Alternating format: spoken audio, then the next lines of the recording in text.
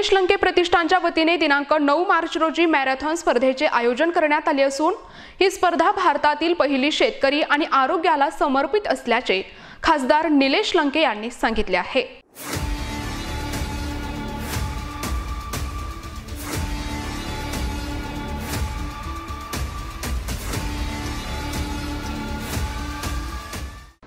नमस्कार।